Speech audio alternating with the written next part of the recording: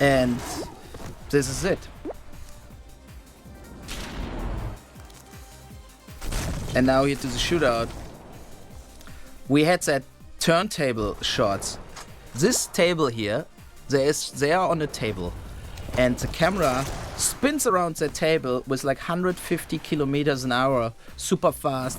If you fell down, you get hacked in pieces by the camera. And they use that camera for a few shots. This was Elizabeth Rosen as zombie, and gets shot here. And here also here, this was Peter Moore collapsing. Now the chief of, I think he's now with EA. He was chief of Microsoft Games, chief of Sega Games, and he is also the Sega creator from Japan in the background, getting shot soon. The guy who actually did the game, and so the whole Sega crew gets also shot as zombies here in that night. So the turntable was too dangerous then, and finally what happened, and now the Matrix stuff starts, so was basically, I think this is a super cool shot, wire work, 300 still cameras, and CGI with the bullet turning into different bullets. This is a super cool setup and a big money shot, and I think not a lot of movies, like horror genre movies, have this kind of stuff, and I'm still proud of it. I think it's a great scene here and totally overdrive and works.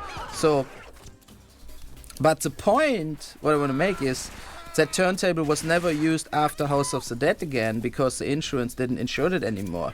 So it's also something what you will never see in a movie again. And also so many Matrix shots here. What is the other thing what was super crazy? And here like the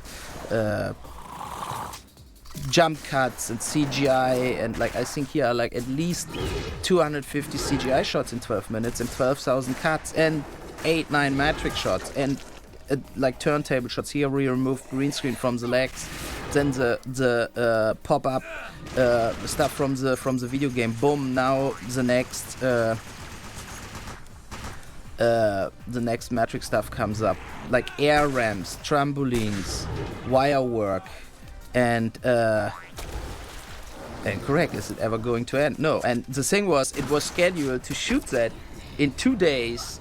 In the night in that forest, and here was the first movie I changed the shooting schedule, and on the call sheet was then only written the chaos continues, because I was insisting in keep shooting, and I think I shot 6 nights because I thought I thought about this is the money scene of the movie, and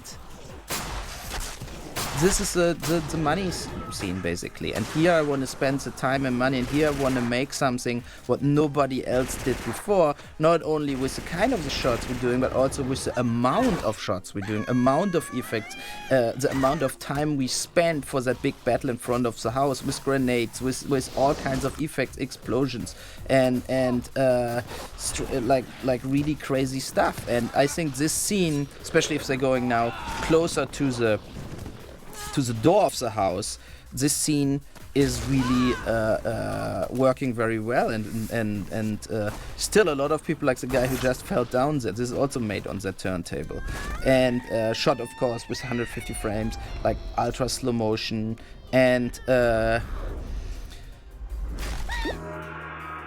what is true, Asian chicks are always martial arts experts. So, and the thing is that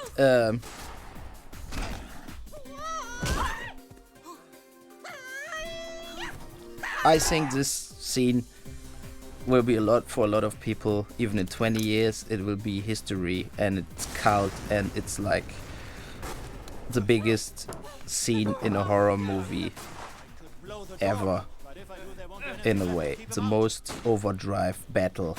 It's a private line of the horror movies, this sequence. And it's like never stopping and goes on and on. And what I said, like we went way over the top there, not only with the budget, with the time. I cut it other shooting days out, so finally we had, I think, only 1 day longer as planned on the movie.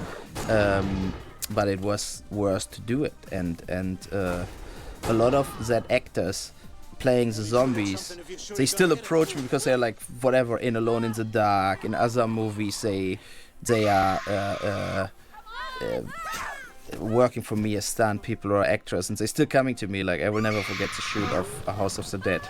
And here's the whole thing where Kira Clavel dies now here, it's kind of interesting because in the script she was dead on page whatever, she died at the rave party, but we liked her Marshall, and now we see that overdrive flash thing where like now it gets really crazy. Let's see it quick.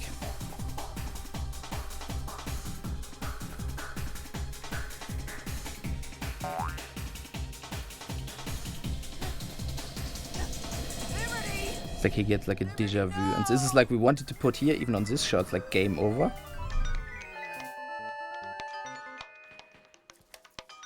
Hello?